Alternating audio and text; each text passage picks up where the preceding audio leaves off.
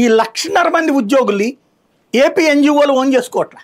మరి ఇంకేంటో నాకు అర్థం కాదు. అవును, మళ్ళీ అదో ప్రాబ్లం. వీళ్ళ ఉద్యోగ సంఘం వేరు, వీళ్ళ ఉద్యోగ సంఘం వేరైపోయింది. అసలు వాళ్ళు వీళ్ళని ఓన్ చేసుకోవట్లా. ఎందుకు? అందులో వాళ్ళకి అక్కడ ఈ లంచాలు లేకపోతే ఈ వ్యవస్థకి అలవాటు పడ్డటువంటి వాళ్ళు వీళ్ళు ఇట్లాగా ఈజీగా సాధించేశారు కాబట్టి వీళ్ళని మనలో కలుపుకోకూడదు. అది ఎక్కడ విచిత్రం నాకు అర్థం కావట్లేదు. ప్రభుత్వ ఉద్యోగం అంటే అందరూ ప్రభుత్వ ఉద్యోగులే కదా. వీళ్ళ ఓట్లు తమకి రావేమో, అప్పుడు తాము ఓడిపోతామేమో అని భయపడుతున్నారని తెలుసు.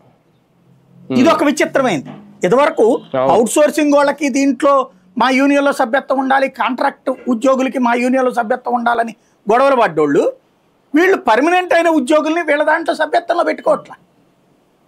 ప్లస్ వీళ్ళు యూనిటీగా ఉందామంటేనేమో వీళ్ళు ముద్రలు వేసేస్తారు. వైసీపీ వాడు, వైసీపీ ఉన్నప్పుడు పోస్ట్ వచ్చినాడు, సచివాలయ ఉద్యోగుల సంఘం అంటే అది అని చెప్పేసి చంద్రబాబు, లోకేష్, పవన్ల దగ్గర అబద్ధాలు చెప్తారు. వీళ్ళని గురించి బద్నాం చేస్తుంటారు.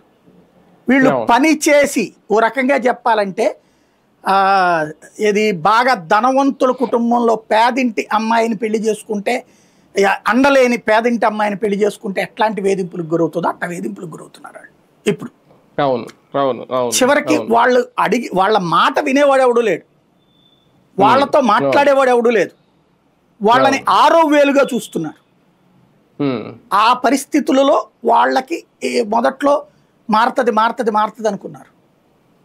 ఇప్పటికి కొన్ని చోట్ల మారింది. కొన్ని చోట్ల ఏం చేశారంటే అక్కడున్న రాజకీయ నాయకులు వీళ్ళని వాడుకోవడం బిగిన్ చేశారు.